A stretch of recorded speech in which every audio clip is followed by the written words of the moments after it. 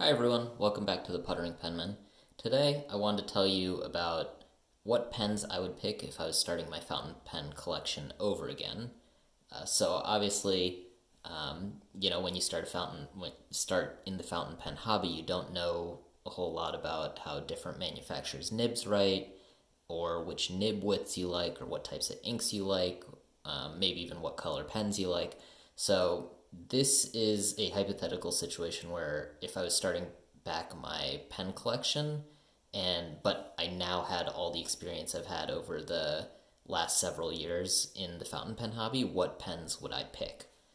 So it's sort of like a shortcut to just picking pens that are useful in the situations that I prefer.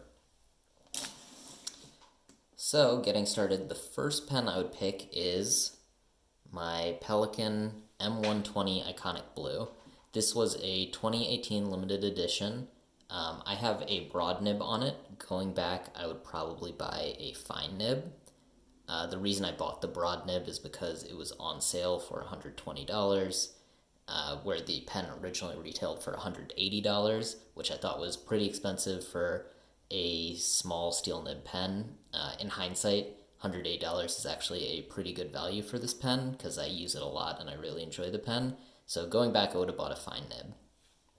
Since this is a limited edition, it might not be available at whatever hypothetical time we're talking about. So if that's the case and this pen wasn't available, I would pick up probably a Pelican M600 in whatever color caught my eye at the time, since Pelican does a lot of limited edition pens.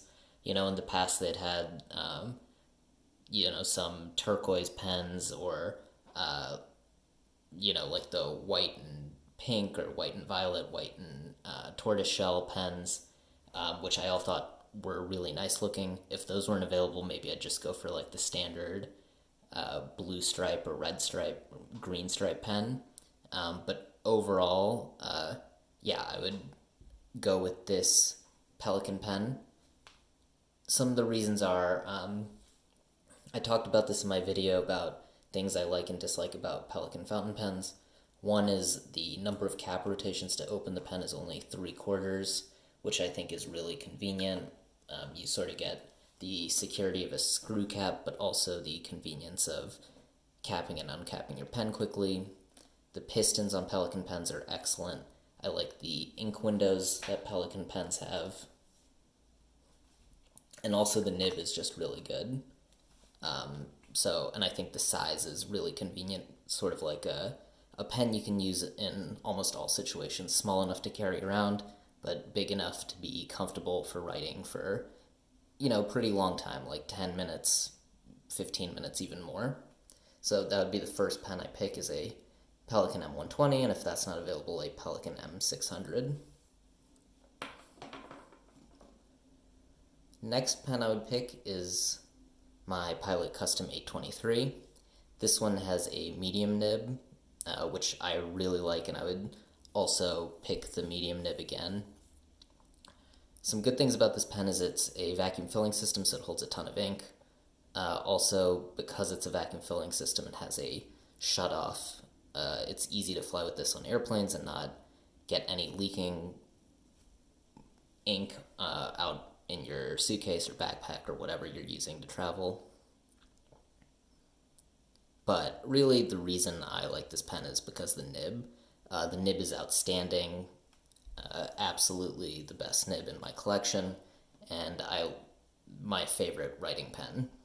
Not as convenient for quick writing as the Pelican, but if I'm going to sit down and write for, more than a few minutes, this is the pen that I reach for most often. Next pen I would pick, my Lamy Studio, the LX All Black. So this is also a limited edition. It was a 2019 limited edition, so might not be available. Some things I like about this: one, it's a snap cap, so it's very convenient. I like to use this pen for work since it's so quick for capping and uncapping for writing notes during meetings. I also like that it's a cartridge converter, so it's easy to clean and easy to change what color ink I want in it. And then also the feel and design of this pen is just really nice. It feels really solid. It's well balanced. Unlike most studios which have a chrome metal section here, this one is actually easy to grip. So this is a very comfortable pen to write with. If this pen wasn't available, I would probably go with a Pilot Explorer, probably in a different color, probably a black color, or a Lamy Safari. I would lean a little bit more toward the Pilot Explorer just because I like Pilot nibs more. I would also probably get a medium in the Pilot Explorer or a fine in the Lamy Safari. But both of these pens I think would be really nice because it would fill a need for a cartridge converter pen in my collection and a snap cap.